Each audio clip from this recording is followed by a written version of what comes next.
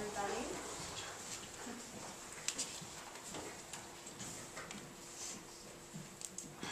This first one that I'm going to start off with is called Poison.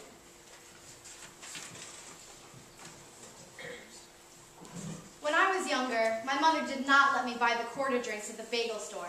You know, the ones in small plastic jugs with an aluminum top, or was it plastic and ripped off like a gallon milk top? And they did not come in flavors, they came in colors, like red and orange and purple and green and blue, and looking back, the opaque liquid sloshed in those jugs like candy-colored acid.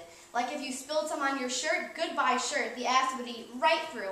And forget about the carpet or the wooden floor or your insides, they were goners too, but it didn't stop me from wanting to drink the sweet elixir.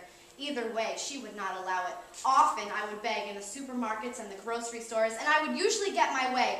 But not this. No, Katherine, she said. That's poison. Poison, I tell you. No daughter of mine is going to be poisoned while I can help it. And of course, I was very moved emotionally by this. I was very traumatized. Mom, I said, Mom, how could companies make poison drinks and sell them to people and kids drink this shit and die? I was scandalized. Then, of course, one time when my mom was not around, I accompanied my younger cousin to the bagel store for a bialy with butter. Butter because cream cheese on a bialy is sacrilege. And watch her purchase these aforementioned toxic quarter drinks, to which my reply was, "You fucking idiot, don't you know these things are poison?" To which she says, like hell they are. I've been drinking these things for months. So now I'm pissed for 3 reasons. 1, because I've been missing out on these quarter drinks my whole life. 2, because my mother pulled one over on me, worse than when she and my spinster Aunt Michelle gave me coal for Christmas. Not poison, I see now, not poison, and I bet the fruit roll-ups at the Korean market are not poison either, that bitch. And 3, because now I look like an asshole in front of my snot-faced little cousin, and that's the night I set my house on fire.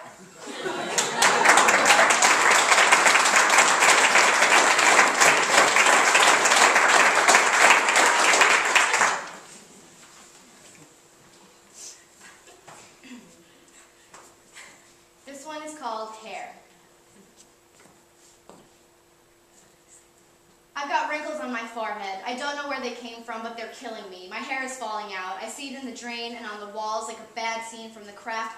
It used to be long, so long it caressed my waist and laid flat to my head, always parted in the middle. I wanted it to curl. Please, God, let it curl, and I still do.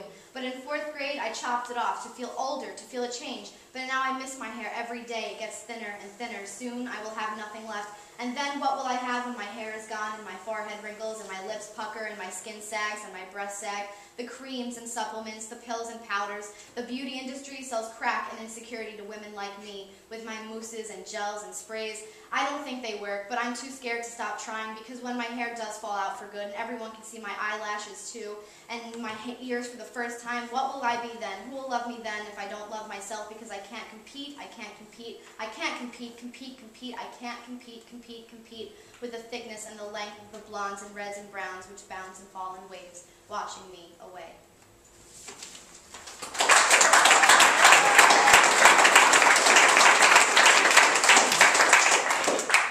Alright, this last one, I hope I don't get sued for someday. It's called Cutco. Does anyone know about Cutco? Yeah. Raise your hands. Show of hands. Has anyone sold Cutco before? Yeah. All right. Well, I paid for books for 1 year, so that's good. Kept me out of jail, so okay. Here's Cutco.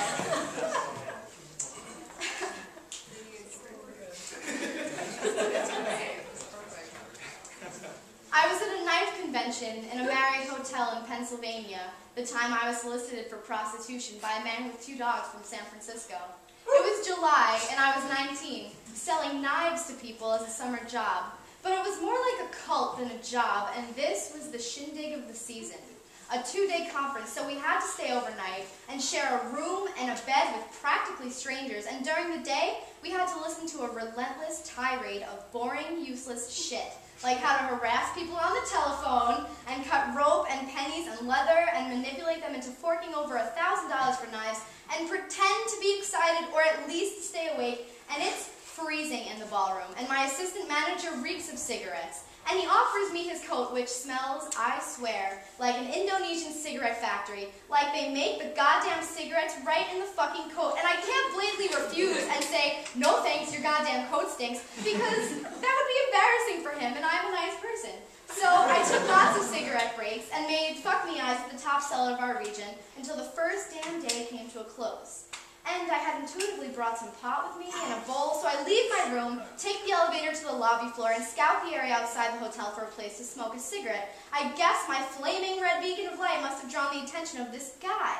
He had two beautiful dogs, and I wish I could remember their names now. I feel like they were cities or cars, but anyway.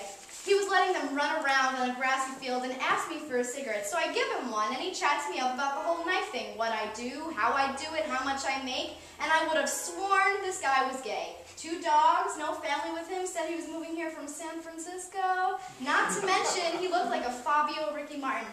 But then he mentioned his wife and kids, and I didn't think something was off until he asked me if I like to be naughty. Naughty, I ask? I don't think so. And he apologizes. He didn't mean any offense or anything. And then he offers me some extra cash to come into it. And, you know, I have to decline. Well, I'm in room 917 if you change your mind. And all the while, his dogs are beautiful and running around. And I'm thinking to myself, this guy is not gay and wants to fuck me in front of his dogs. And how many times has this worked for him in his life? But instead of saying that, I offer him a bowl. And we find a place on the grass to smoke. But then I realize I forgot my weed in my room. Say bye and take the stairs back.